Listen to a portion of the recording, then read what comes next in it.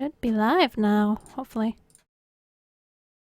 I wonder what the delay is like for YouTube. Apparently it's shorter than most. Okay, cool. Hold on.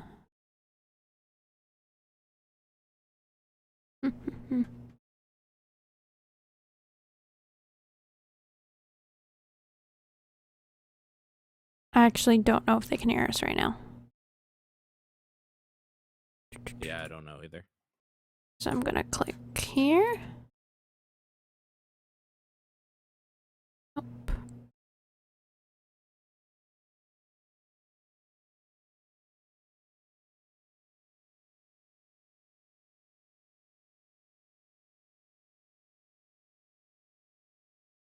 Oh, they can. At least it shows. My stream health is good. It shows stream health is good. Yes. Well, that's good. It's green, so I'm gonna assume that is good stream Good to health. have a healthy stream. Do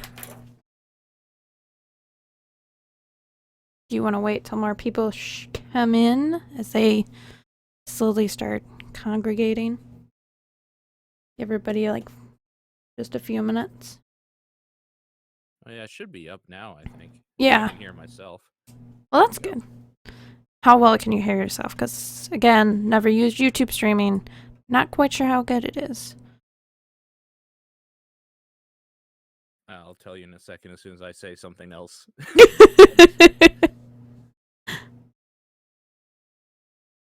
I could stand to go up a little bit. Okay. Hold on. Let me fix that.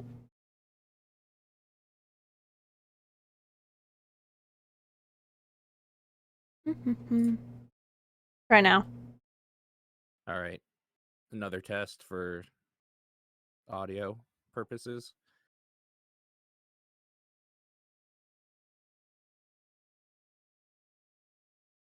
Moved you up a bit.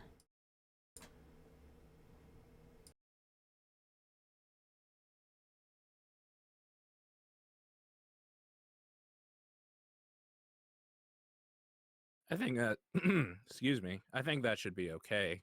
Okay. Like, it literally won't let me turn you up any higher. At least Okay. now that we're live. Yo, people in chat, do your damn job and tell us how the sound is. Like, you have one job, chat.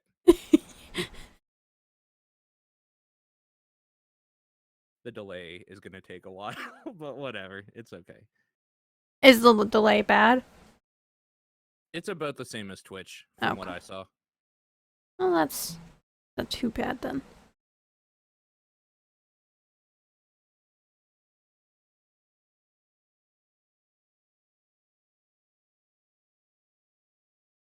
All I get is "Hey dog" from you. Alright, I'm gonna pop out the new chat. Yeah. Okay. Trying to figure out exactly how this works. I think it went into a different video screen. It might be a commercial. Because Gotcha. partnered. I can turn that off for people who do not like the ads. All right, I'm gonna try sharing this again because actually, let me see what. Yeah, it's a different YouTube link it made when it went live, so that's weird. Well, that's so that's wonderful. Here. Okay. I'll just retweet you because, you know, iPhone. Yeah, for sure. Man, that's weird. I don't understand that, but okay, whatever. Yeah, that makes no sense to me either, but whatever. Good job, YouTube.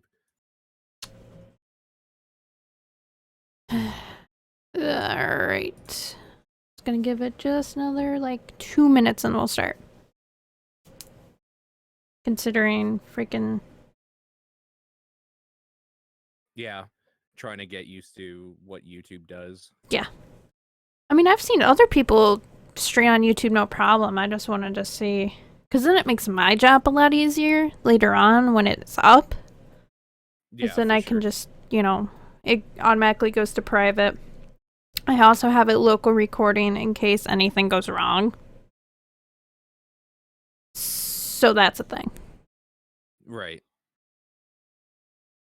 All right. That link is sent there. I'm going to do test. I can chat. That's good. Okay. I think this is the actual thing. Yay! And I saw it, so that's good. Nice. Even better.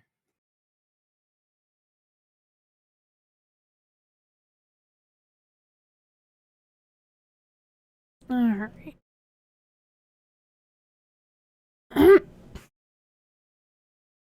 And...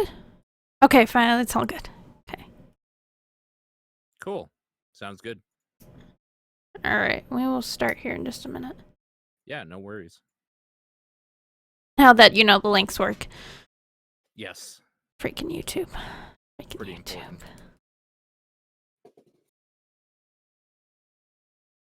important.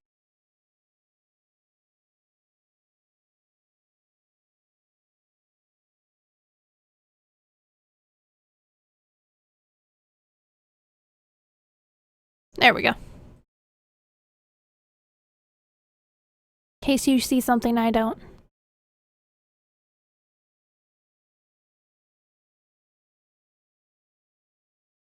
Links can be misleading. Yeah. Ooh.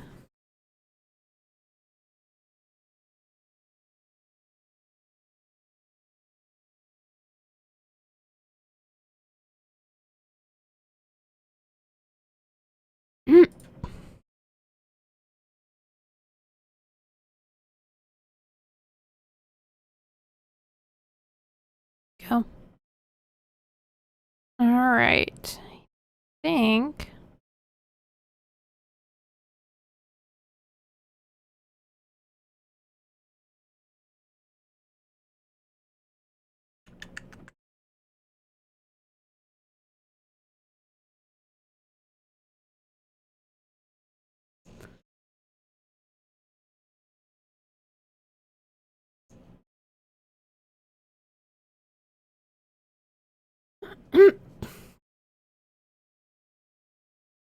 Oh, did you hear about the new broadcasting mods thing that you can tell people why you're banning them or timing them out?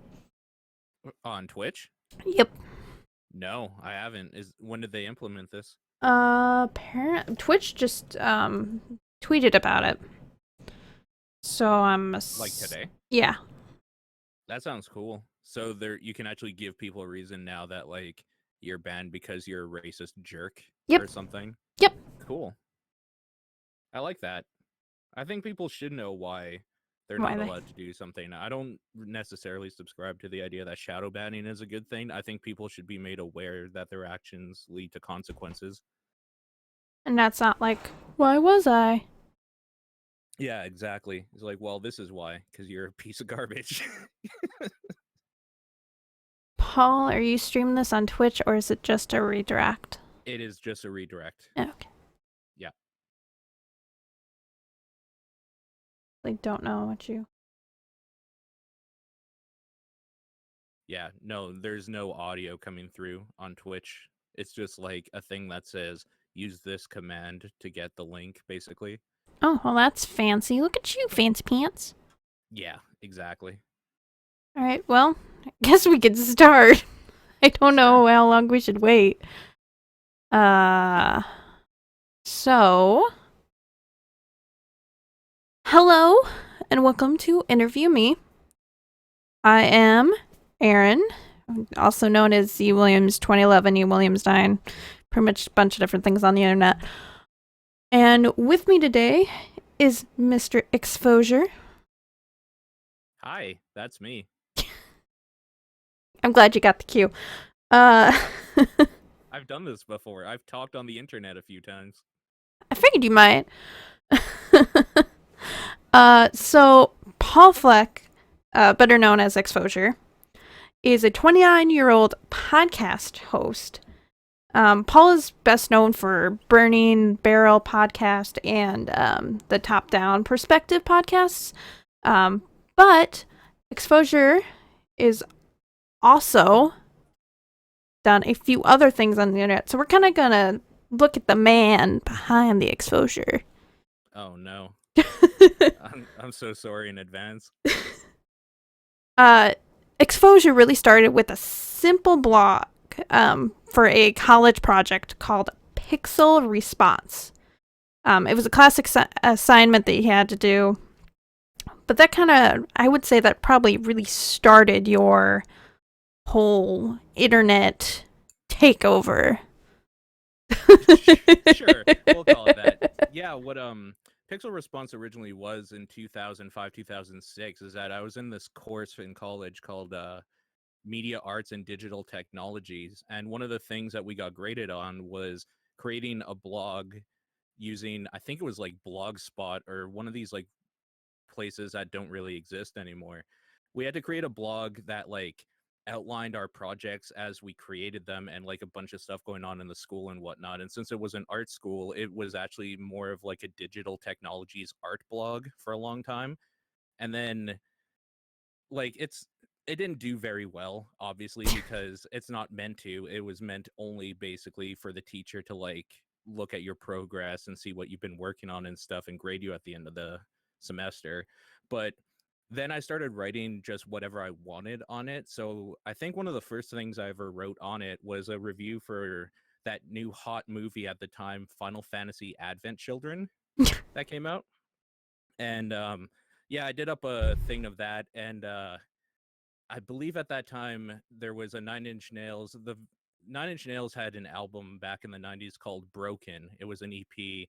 And along with it, they made kind of like small mini movie to go along with it. And that had been redone by some fans in the community at that time. And I did a review on the like remaster of that movie as well. And that's what started getting people to like click on it and stuff because it was such a niche thing. And from there, it just became a blog where like a bunch of friends of mine at the time would like write video game reviews and stuff like that. And it just kind of slowly grew from there, basically. Nice. Well, once you left university, you started interviewing really whoever would talk to you, really. Yeah. So one of those things, you started to kind of do some stuff with the indie developers and indie in general games. One of the people you actually started to talk to was a creator of a show called Undergrads and an upcomer in the Yeah. name of Proton John. Yeah. So this is actually where I met John, is that I had to do a portfolio for school because like when I left art college, I realized that it was not going to get me a career in anything, basically. So I was looking at changing from art college to another college that was right near it, named the Southern Alberta Institute of Technology, SAIT, and their journalism program. And one of the things they wanted was like a small portfolio of stuff you've worked on. Like it really catered at the time towards people that worked for school newspapers and stuff because it would be like essentially their entrance portfolio. But I never did any of that in high school. I just like spent a lot of time in the art classes and stuff like that. So I had to throw something together. I basically talked to whoever would talk to me. The first guy I ever talked to was a guy named Derek Adams. I don't know if he even does anything anymore, but he was making a Mega Man reboot, and I think he got a cease and desist. But I met John because he was in my city, and I watched a video of his. He played Teenage Mutant Ninja Turtles and was like one of the first people on the internet to like play that game through and not just talk shit about it. So I was like, yeah, okay, this guy's cool in my books because I liked that game growing up. It was one of the few games I had still. I actually still have it somewhere. But yeah, just from there, basically, like we chatted, I got what I needed, and then like we went to like a Muse concert together or something, and I don't know, we just started hanging out from there. All right. So from there, you started doing podcasts with John. One of those was A Tale of Idiots. It was co-hosted by John and one of your old friends, Mark. Yeah. Yeah, A Tale of Idiots was like at that during that time when I was talking to whoever would talk to me, basically, I met up with two guys named Eno Mezzo and Panic Knife. They threw together a YouTube channel called The Awful Gamer, and it was doing okay. It wasn't like making major numbers or anything, but they were cool guys. I met them while they were doing something called Tag Radio, so Awful Gamer Radio, and they were just chatting about games, and it was like 1 a.m. or something. There weren't a lot of people up that late at night at that time doing internet things. So I got to chatting with them. I was one of their like caller ins or whatever, one of the people that called in. And from there we just kind of like got together and we did a Tale for Idiots for their channel. And yeah, Mark was part of that, John was part of that, and Eno from The Awful Gamer was a part of that, and he did all the editing and cutting up and stuff. The first game we did for that was Left 4 Dead, I believe. And like unbeknownst to any of us at the time, it got pretty popular. I don't even know why. Like, I know that it got a boost because John was already getting bigger at that time, but like people really like to watch that game for some reason, so it just kept going from there. Unfortunately, the Awful Gamer guys don't really exist anymore, but yeah, that's how that all started anyway. And then you went on to do some internet content called Media Monks, which we'll get to later. Sure. But now you're here on InterviewMe. I am, and I'm happy. The next big thing you're doing. Yeah, I'm very excited to be here. Actually, I've been looking forward to it. Yay.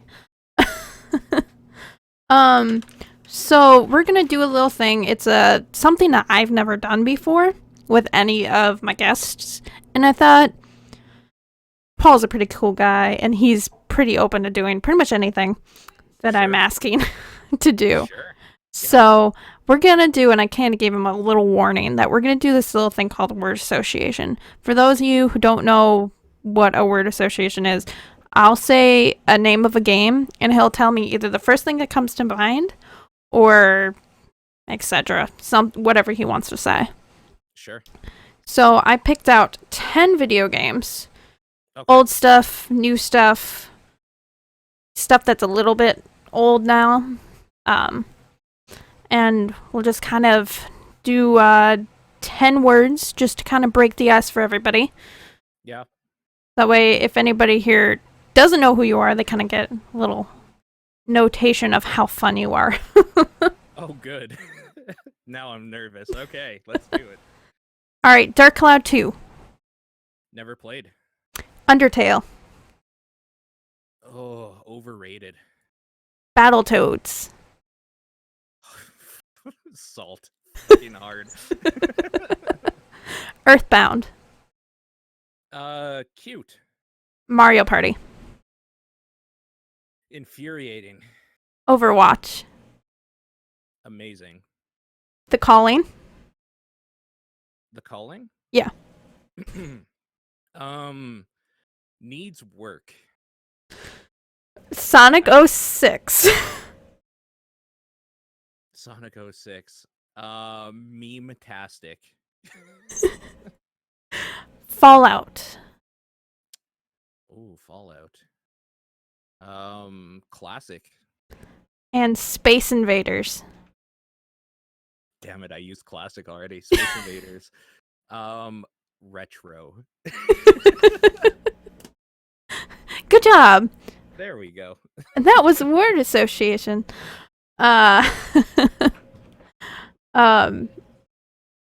So we're gonna go from here to the questions, but after all my questions are done, you guys can ask Exfauxsure pretty much most things that you want to ask. Obviously, there is some limits. Don't ask him about personal aspects. That's kind of my big thing, is don't ask him about like his personal life outside of the internet. Unless you want to know like maybe like college, like how to do something in college, like how to get understand college, stuff like that. But like what's your girlfriend blah blah blah blah blah is not okay. Yeah, no, I'm down with that. So just this is kind of my warning to everybody. That those are questions that you should not and cannot answer, and I will ban you if those questions are answered. You Sure. get 1 warning and a ban. So, first we're gonna actually start with the actual questions. Okay. And you have done some freelance stuff, as you and I had talked about. You did something called Gamer Guiders. Game Guiders? Game Guiders. Yeah. Yeah. What all did that involve? For Game Guiders specifically, I actually signed on as kind of like a game industry news person. And what that basically means is that they set me up with an email that was hooked up with game industry routers at the time. And like I basically had to take PR press copy and just turn it into like my own words for the site. It was a mindless, just like terrible thing, honestly, because a lot of the shit you write about you don't care about at all. And like I'm just trying to think of the time span. Homefront was new and coming out around this time. The first Homefront, the game that eventually flopped and people hated. But I remember having to do a bunch of news articles on that, a bunch of like them using the new Crisis engine and just stuff like that. It was terrible. Like doing that was pretty terrible. But then I did more and more for the site randomly on my own accord, and they made me an editor, which meant that instead of taking press copy and making it my own words, I got to like read everybody else's articles and edit it. And it was kind of worse in its own way because a lot of people that write about video games don't know how to write, period. So I spent a lot of time on like I even spent some time at work just like logging in and seeing what people had submitted and like doing edits, like putting in commas and periods and stuff where there should be breaks, even capitalizing some letters, like names of games and stuff people don't usually like to capitalize for some reason.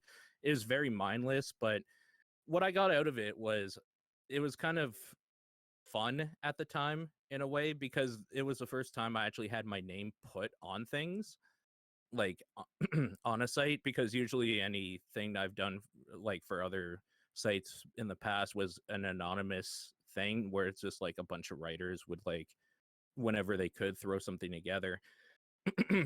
So it was the first time like my name was actually on stuff anytime I wrote anything up, and that was kind of cool. I met some cool people that became bigger streamers now that like I don't know, the networking part was kind of cool as well, and I got a cool coffee mug out of it, so that was good. I like how you're so excited about the coffee mug. It was one of the better things about doing it, I'll tell you. People always say that they want to do that as a job, and if you're getting paid well, I could probably see it, because like if that was my only job at the time and I got paid enough to like live off of it, it probably would have been okay. But at the time, it was like maybe enough to get me like a McDonald's Happy Meal every week. It wasn't very much at all. Yeah. Yeah. So now we're gonna actually switch gears and actually do something where we're doing a podcast, and this is probably the podcast that's pretty well known at this point. I think most of the internet knows what it is. It's the top-down perspective. Yeah, so through hanging out with John and stuff, I met Sean and Nathan because they all worked at the same store together, but they also did the top-down perspective a long time ago. And I used to listen to them like on the commute to work and all that stuff. Um, from there, I talked more with Nathan because he was always more of the movie guy in that group of the three of them, and I wanted to do a podcast based on movies. So we did our own thing for a while.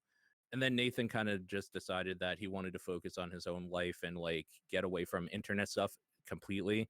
So he went away and they just asked me to join Top Down basically from there. Do you know at all the reasoning behind the name of Top Down? Was it just because of retro games, or?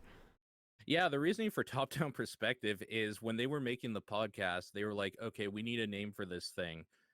They went onto the Giant Bomb wiki and just started typing in different phrases, and Top Down Perspective was one of them for like a game concept, so they took it. Okay, that works. Yep, Top-down perspective tends to talk about current games you're playing or games that are about to come out. So, what sure. games are you currently playing right now? I know Oh, one of I'm them. playing. Yeah, I'm playing this hot new jam called Persona 4 that came out like 5 years ago or something dumb, like a long time ago. But no, the games we talk about mostly seem to be revolved more around Nintendo games, and unfortunately, I'm not really a huge Nintendo player. The one recently has been Overwatch, though. Like Overwatch got shone in a way I wasn't expecting, and like I've been playing it very frequently myself as well. But yeah, that's been the new hotness, I guess. Also, what game are you looking forward to in 2017? Oh man, I actually like going back to the I don't play a whole lot of Nintendo games or whatever. I am looking forward to that new Zelda game like a lot. I really want to see more about that. I've been waiting on that Zelda game for 3 years. Yeah.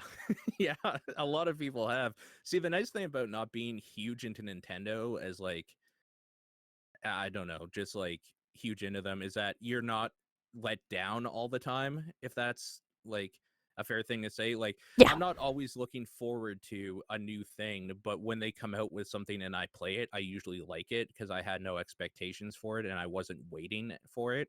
That's why I'm a little afraid of this new Legend of Zelda because, like, now that I've seen some of the things from it, I am looking forward to it and I'm hoping that they deliver, but I don't know. How would you describe top-down perspective for people who haven't watched it? It's a video game podcast about video games. I, I like more specifically, what it is it's a pretty basic format of the three of us talk about the games we've been playing and what we've been into. Then we go on to like industry news, some of the bigger stuff that's happened in the last week. It is a weekly show, so we try to keep up to date with all that stuff. And then we just usually focus more on like emails and questions and comments and stuff like that from the community. So I think it's more of a community podcast than anything because it's not doing anything groundbreaking, in my opinion. It's just taking a formula that's very well known that has been done by very many outlets before and like tailoring them to a specific sect of people that maybe come to us because they know the personalities. Yeah. Yeah, And now we're going to switch over. We'll talk about your other podcast here in a little bit. sure. But on YouTube, you had a thing called Gamer Dudes or Game Oh, Game Dudes. Dudes? Yeah. So Yeah. Game Dudes was essentially me and Nathan playing video games together, but nothing really came out of it. The big thing that we did was we played through all of Silent Hill 1, and like that came out for every day for about 2 months. I think it's like 50 to 60 episodes of that.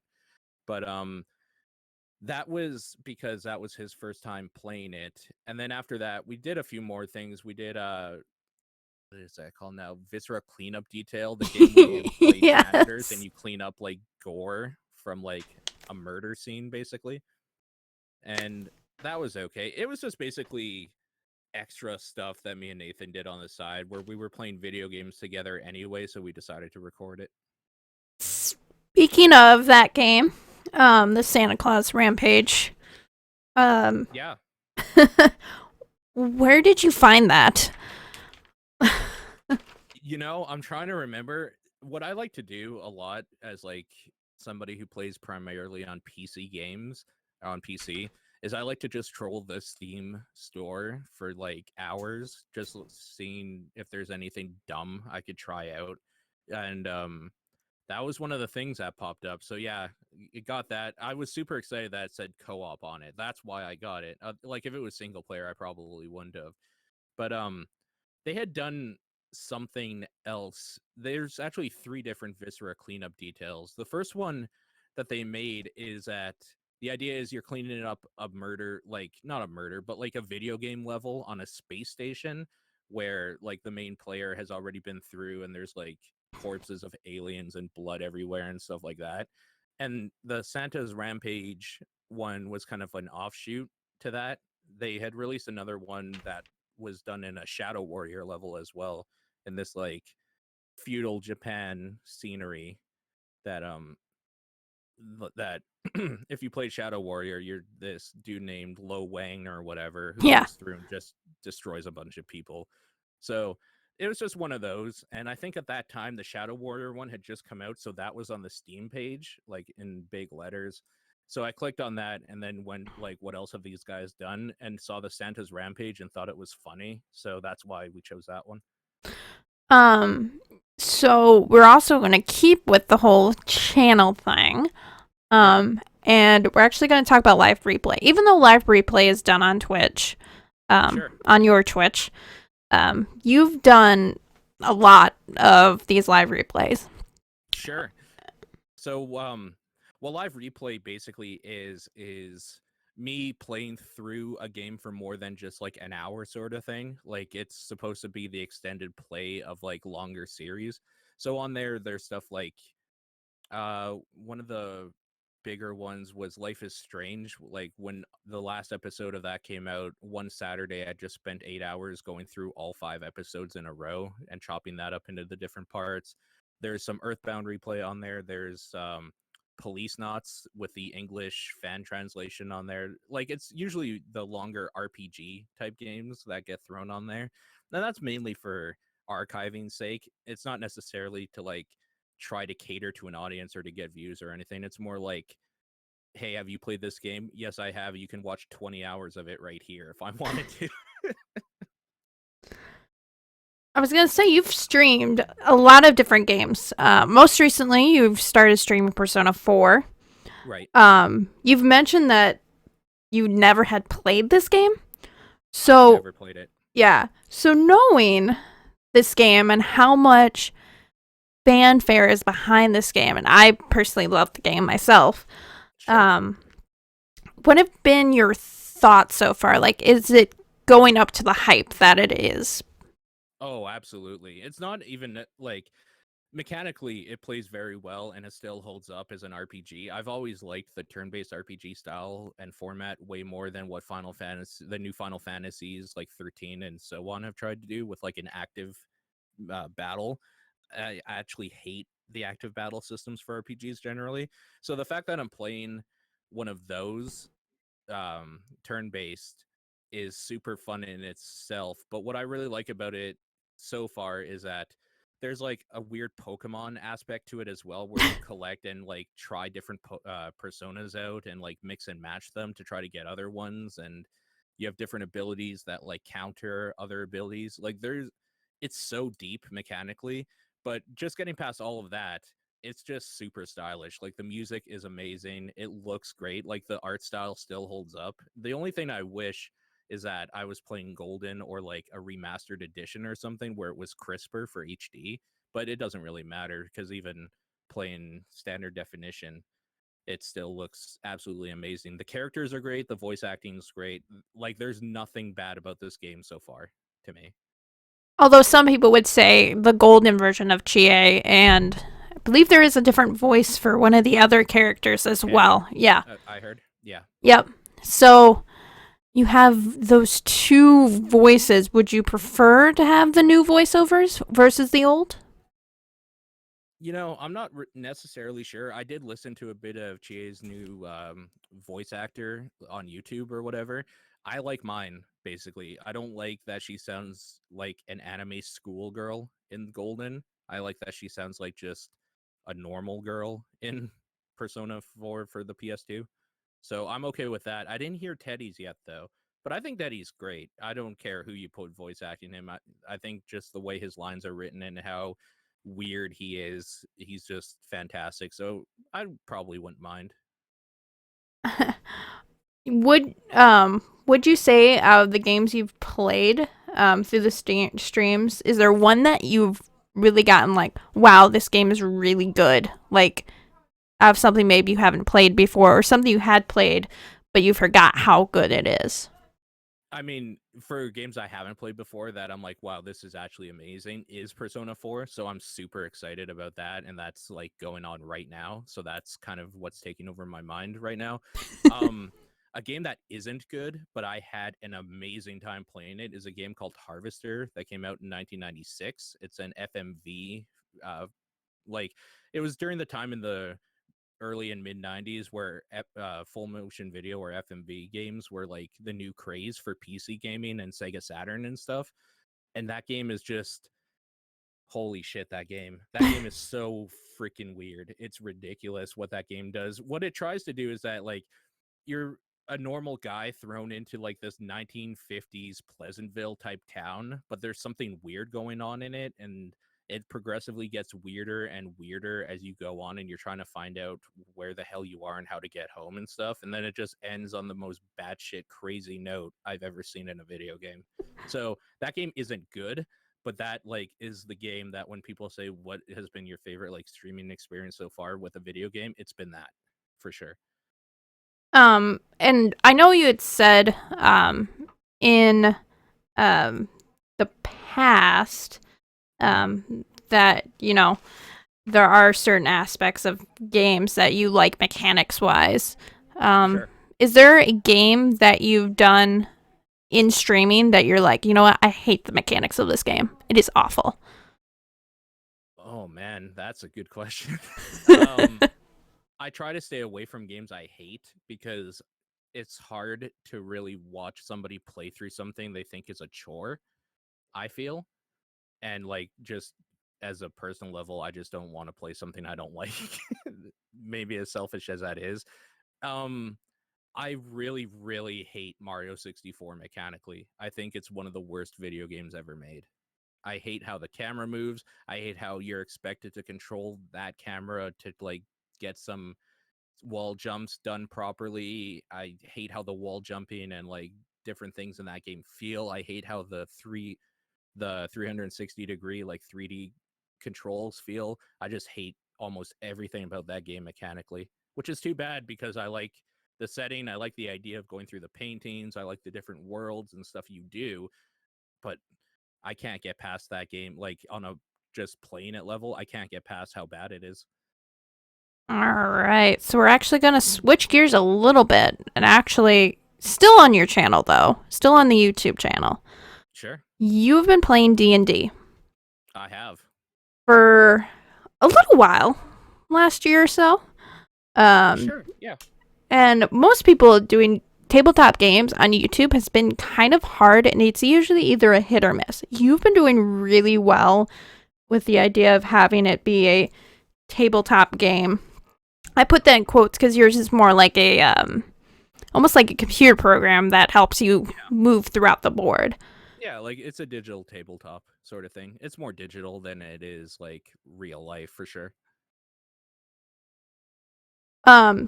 So would you say that it's been a challenge to get it to the point where it is where, people are like, you know what, I really like this D&D. No, I don't think it's been necessarily a challenge because I haven't been looking at it as a way to like the thing with me is that I don't try to do anything that will get views or whatever. It's just what I want to do at the time. So I never really thought that like, oh, we'll break into the tabletop online business or Yeah. something.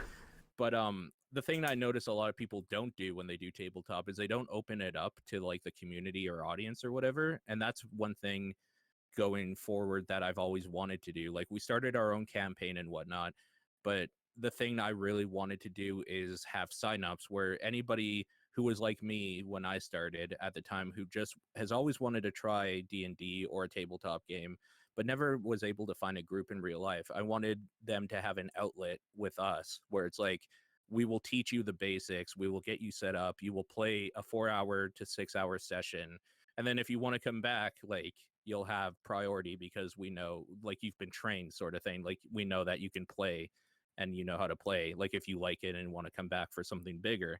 So that's kind of been the focus right now, or like phase one if this was broken up into like different phases.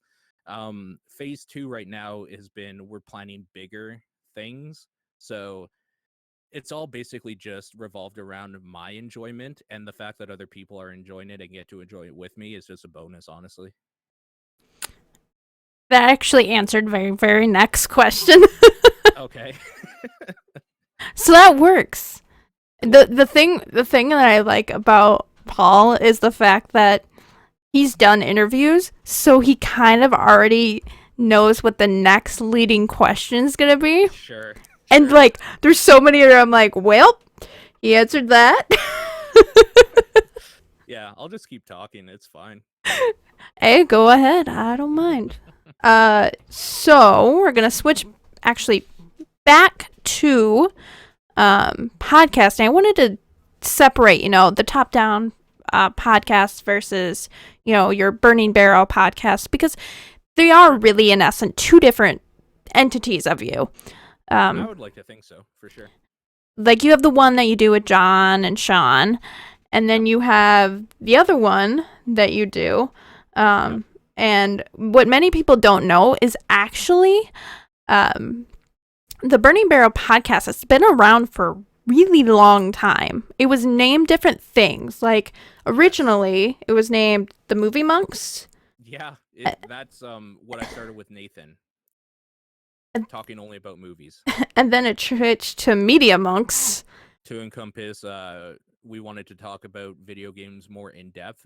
The thing with Top Down is that while it follows a format and it's good, it doesn't lead to like a 4 hour discussion about what we liked about a video game.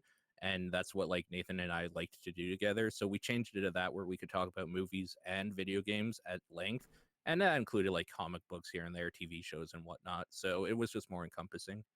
And then you just dropped the monks all together and went Yeah. to Pixel Response Podcast, which was the name of your original blog. Yeah, so at that time, when we made that changeover, the site was doing better than the podcast. The podcast was actually being hosted at the same place that Top Down is currently at, Podbean, and we were getting to the point where um, it was hard to find, basically doing like a Podbean slash Movie Monks slash or like whatever for that. So I was like, no, it's fine. Like this site has grown to the point where I have a hosting now because it started off as like a WordPress.com blog where you would just like make a free blog or whatever. So I had my own hosting and figured I'll just keep all the content in one place. This was about 2010 ish. And I downloaded all of the old episodes. I have to give a shout out to one of my friends, Peter. He goes by M2K on Twitter or EHM2K on Twitter there.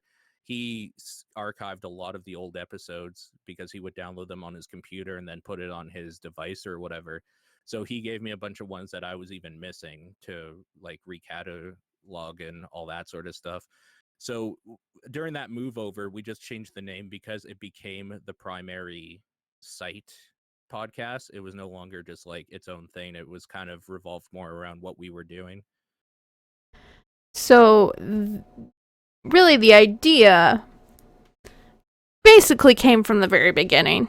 You're kind of slowly building up to the Burning Barrel, what it is today, more or Yep. less. Sure. And at that time as well, that Peter guy, two of my other friends named Ty and Ben, they started doing their own podcast called the Spaghetti Cast, and I told them like I would give them free hosting as well over there. So the idea was to just kind of keep all of the content under one umbrella, and that's basically why the name changed and everything like that. Yeah. So now, you've done several episodes of the Burning Barrel. Lots of episodes. You We're on guys, 168 now, I think. yeah. So you've been doing it for a little while. It's Yep. um. So you did actually one where you actually talked about games of the year. And it was for last year.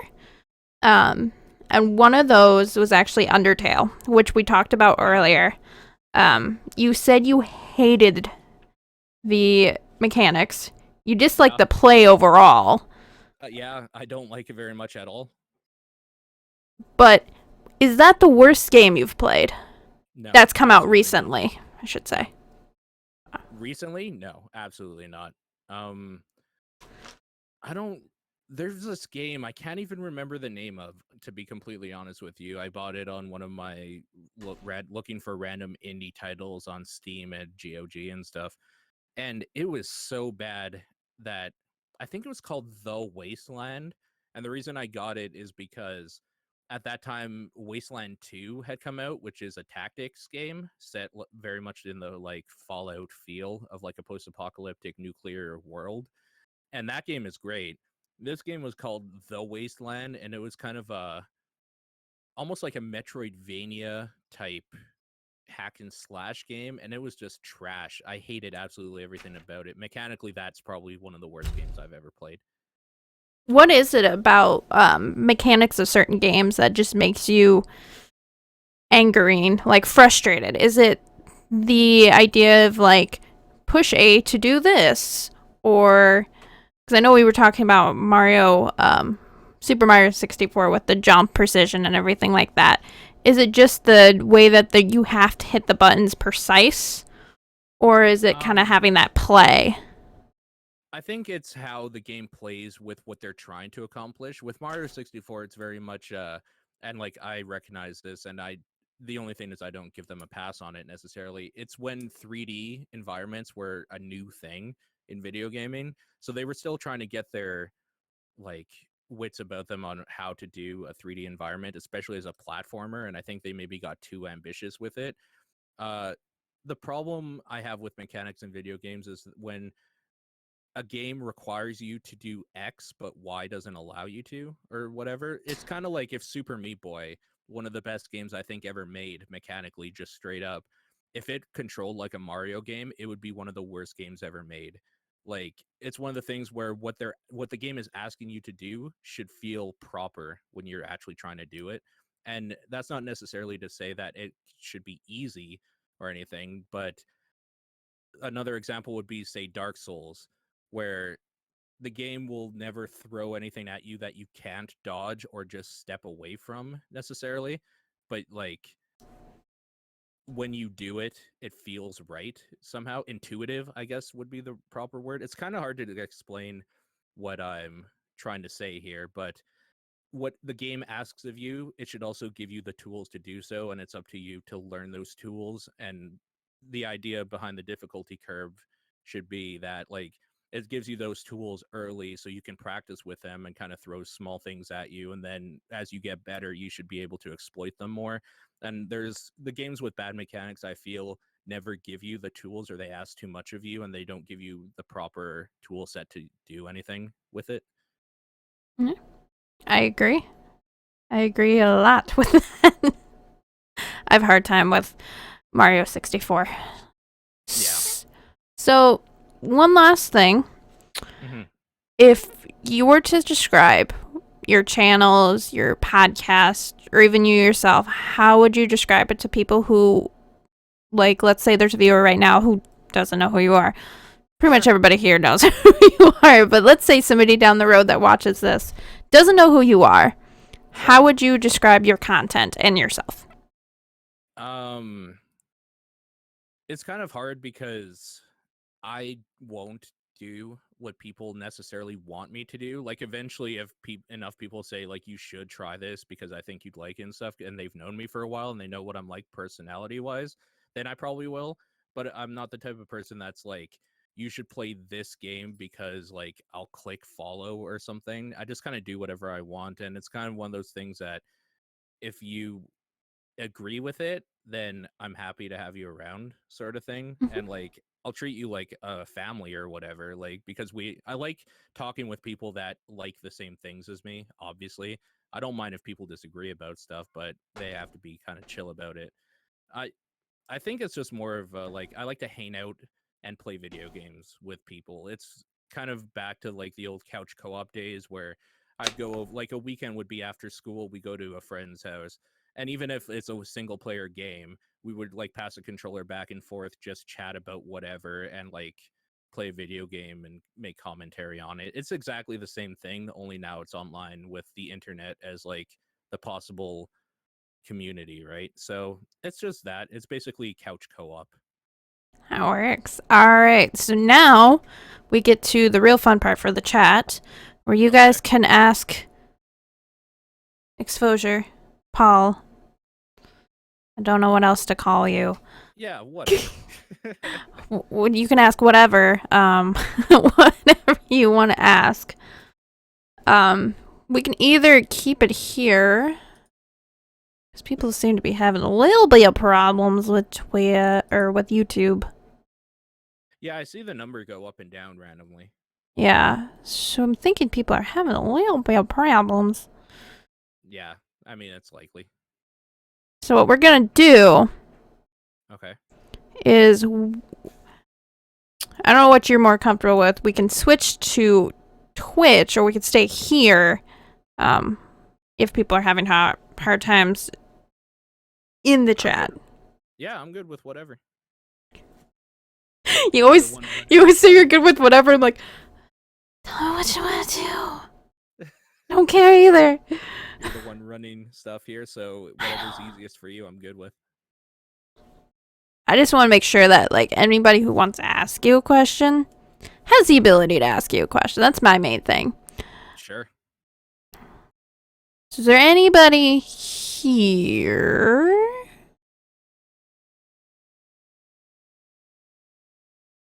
Alright. So what we're going to do is we are going to switch over to Twitch. Okay. Mostly so the interview part is separate than the extra questions. Because sometimes the extra questions can get all crazy. So we'll stop the recording here for this. And then we'll start over on Twitch, on one of my Twitch, probably the E. Williams 9 Twitch, for those of you who know that one. And then we'll, come back here, you guys can come back here to watch the actual interview. Sure. But we'll go ahead and, do you want to say your, go ahead and say your Twitter, etc. on here, so that way everybody can look you up, because I will have it in the socials. Yes, your socials. Yeah, I hate that term, but I put that on there. Call it, right? That's what I put it as. Yeah, I mean, if people want to follow me, they can. Twitter is probably the best way, honestly, because I get notifications on my phone, which is a terrible thing, and I should probably turn that off. But either way, I check it regularly. It's just at Exfauxsure on there. That's EXFAUXSURE. And if you just look on any social media site for that name, you'll probably find it. It's a little bit different on Facebook. It's Exfauxshow because somebody took my other one. So it's EXFOSHO on Facebook, but everywhere else it should just be that. That works. And then you can follow InterviewMe on Twitter by following me. I am at eWilliams9. On Twitch, it is eWilliams9 and also _Black Widow. eWilliams9 is more my, the professional side. And then if you guys want to see me game, you go down to the Black Widow. Otherwise, obviously here on YouTube is the best place to get any content from interviews to Let's Plays. So, thank you guys so much for watching. I'm sorry that YouTube streaming is having some problems, because I see that it keeps jumping, because YouTube is like, you can't watch. So we're gonna go ahead and switch over to Twitch now. So this is gonna be the end of this part, and we'll see you guys over on Twitch. I just have to figure out how to close the stream. And bye-bye.